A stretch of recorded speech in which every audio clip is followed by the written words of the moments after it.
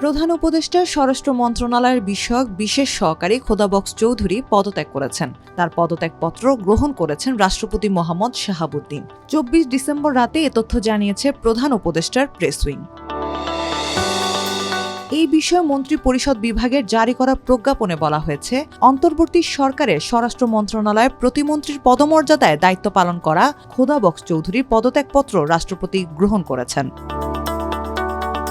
2024 সালের নভেম্বর মাসে প্রতিমন্ত্রীর পদমর্যাদায় 3 জনকে বিশেষ সহকারী হিসেবে নিয়োগ দেন অন্তর্বর্তী সরকারের প্রধান উপদেষ্টা ডক্টর মোহাম্মদ ইউনূস।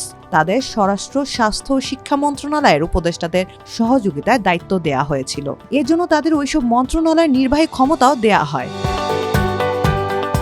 এর মধ্যে স্বরাষ্ট্র মন্ত্রণালয়ের বিশেষ সহকারী হিসেবে দায়িত্ব পান পুলিশের সাবেক মহাপরিদর্শক খোদাবক্স চৌধুরী।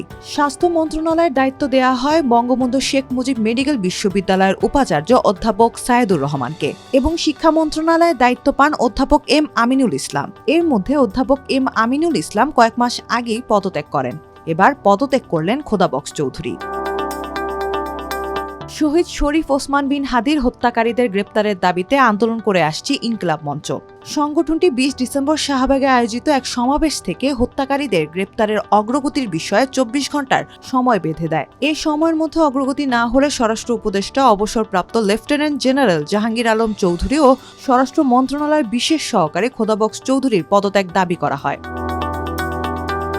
এদিকে দেশের আইন শৃঙ্খলা পরিস্থিতি নিয়েও জনমনে নানা আলোচনা চলছিল। এমন পরিস্থিতির মধ্যেই 24 ডিসেম্বর রাতে পদত্যাগ করেন খোদাবক্স চৌধুরী। তবে তিনি ঠিক কী কারণে পদত্যাগ করেছেন তা এখনও পরিষ্কার নয়।